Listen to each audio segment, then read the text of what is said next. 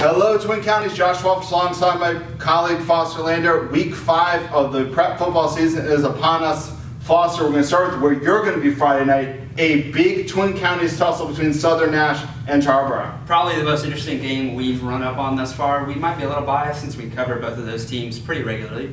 But in terms of athletes on the perimeter and speed, Tarboro probably will be able to best match Southern Nash that they've seen so far.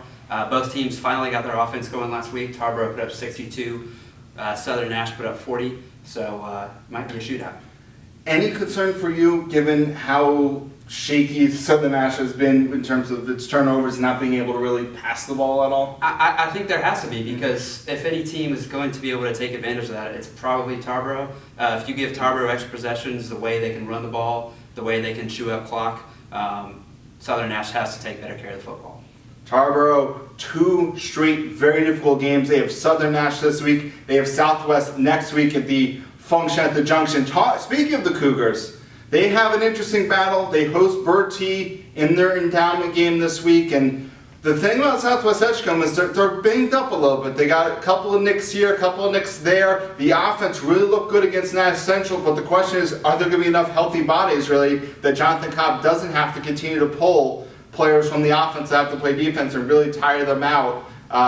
They should beat Bertie on paper, but it's all going to be about the health for Southwest. They come off the victory off Nash Central. The Bulldogs have an interesting game against winning Wilson Benningfield. Foster, I kind of want to get your take on Nash Central just a little bit and kind of what you've seen out of them through 4 weeks. Well, it's certainly better than what we've seen from them the past 2 years.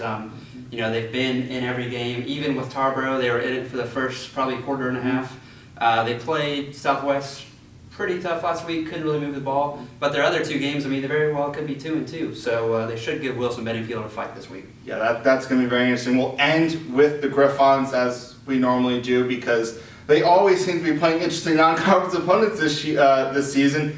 This week it's Greenville Rose, and Rose can score points with the best of them.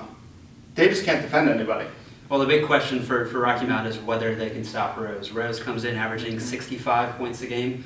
How good the defenses they've played is another question. But I asked Jason Battle after last week's game, I said, how are you going to stop Rose? And he said, practice a lot and pray. Well, maybe God's going to listen to him, but I'm curious from your perspective. Obviously, with Rose being able to score so many points, can Rocky Mount win this game if it gets into a shootout? I would say no. They've started to throw the ball a little bit better, Rocky Mount High, the past few weeks. Forrest Bell, he's starting to find some receivers. But the running game, if it can be consistent and it can help them keep the football, I think that's probably their best bet against Rose. Well, for Foster Lander, I'm Josh Walters. Tune back in Saturday morning where we may have a special guest on our Week 5 postgame report.